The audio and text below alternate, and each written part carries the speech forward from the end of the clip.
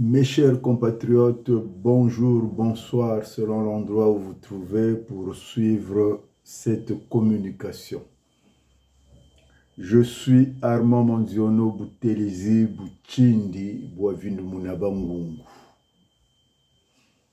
D'ores et déjà, je continue à vous inviter de vous abonner massivement sur ma chaîne, que vous soyez un de mes détracteurs ou pas, car nous allons ouvrir le débat des directs d'ici là. Ma communication d'aujourd'hui s'intitule Joseph Mampouya, une histoire de traite. Pourquoi Joseph Mampouya, une histoire de traître? C'est une réponse à une critique de Joseph Mampouya, une contribution qu'il avait faite à la critique du messianisme politique au Congo-Brazzaville. Je commence mon propos par cette assertion de Thomas Sterne Eliot, né le 26 septembre 1888 à Saint-Louis et mort le 4 janvier 1965. Il fut un poète, dramaturge, critique littéraire, américain naturalisé britannique. Il nous disait: le présent et le temps passé sont tous deux peut-être dans le temps futur, et le temps futur contenu dans le passé. À mon entendement, je pense que la critique de M. Joseph Mampouya se situe dans ce cadre spatio-temporel. En publiant son livre à charge sur Bernard Kolela et les originaires du Poul, avec l'avant-propos de M. Isidore Mvouba, cet autre oiseau de mauvais augure, et un prologue écrit par Charles Zachary Bowawo, cet indigné qui n'a jamais exprimé publiquement son indignation. La préface de ce livre intitulé Une histoire de rat, contribution à la critique du messianisme politique au Congo-Brazzaville, fut écrite par le poète politique Ndala Graye. Tous aujourd'hui en perte de vitesse, ces mercenaires de la plume qui reflètent un ostracisme viscéral contre l'homme du Poul. Où sont-ils passés pour dépeindre le régime de Sassou Nguesso? Tous se sont accordés à caricaturer, à dépeindre le personnage de Bernard Kolela, dont on sait qu'il n'est pas un immaculé conception, mais ne porte pas des crimes de sang. L'homme avait sa fougue politique et des ambitions parfois démesurées, mais il est loin du Quasimodo que ces mercenaires du PCT ont voulu nous vendre dans ce pamphlet qui n'a pour l'homme, et la région du Poul un désamour. Bernard Kolela a incarné dans les temps contemporains, le messianisme Congo dont il tient la filiation des ascendants. Sa mythologie s'est créée autour de deux axes: sa bravoure politique qui l'a mené à braver pratiquement seul le glacis du communisme au Congo à un moment où les dissidents ne pouvaient se faire jour au risque de se voir être conduits au crucifix.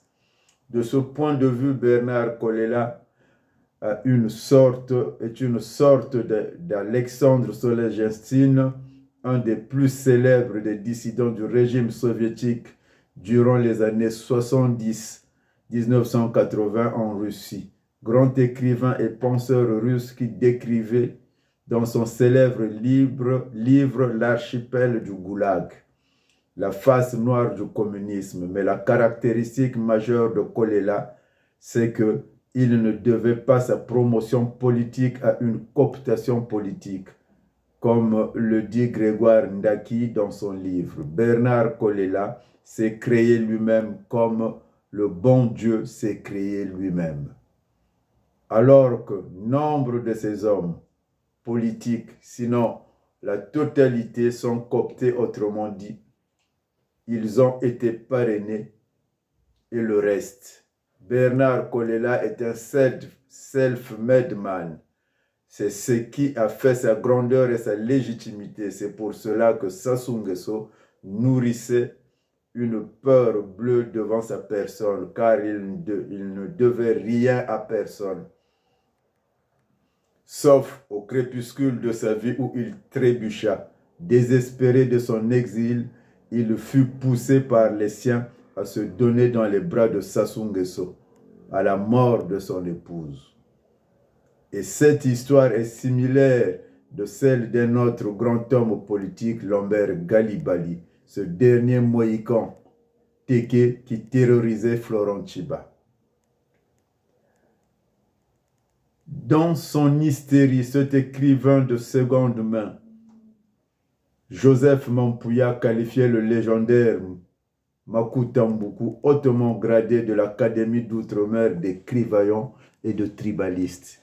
Pouvons-nous connaître vos contributions par rapport à la situation du Poul qui ne cesse de se dégrader, d'être le souffre-douleur des autres ethnies comme le dénonçait Makuta Mbuku, Monsieur Joseph Mampouya?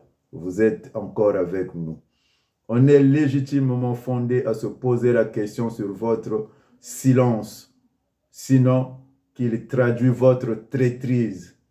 Le pouvoir Mboshi, pour qui vous tressez les lauriers hier, vous a mis aux orsis, dans la poubelle de l'histoire. On retrouve ici l'ingratitude du caïman, cette figure du style qu'affectionne mon grand frère Isaac Djoumali. Monsieur Joseph Mampouya, votre critique du livre de Makuta Mbuku intitulé « La destruction de Brazzaville ou la démocratie guillotinée » paru en 1999 est-elle toujours valable ou d'actualité? Car la postérité donne aujourd'hui raison à celui que vous qualifiez de son vivant membre de l'Académie des sciences d'outre-tombe. J'ai nommé Makuta Mbuku. Pour cela, je demanderai à Dieu qu'il vous pardonne, vous ainsi que vos acolytes,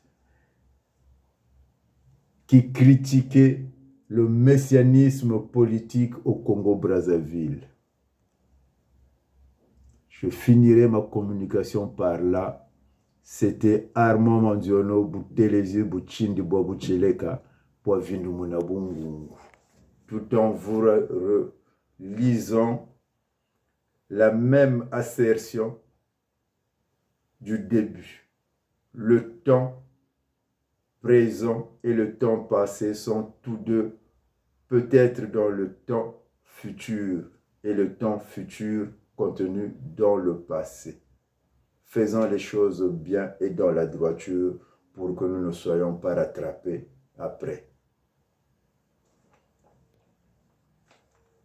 Je vous laisse et à demain.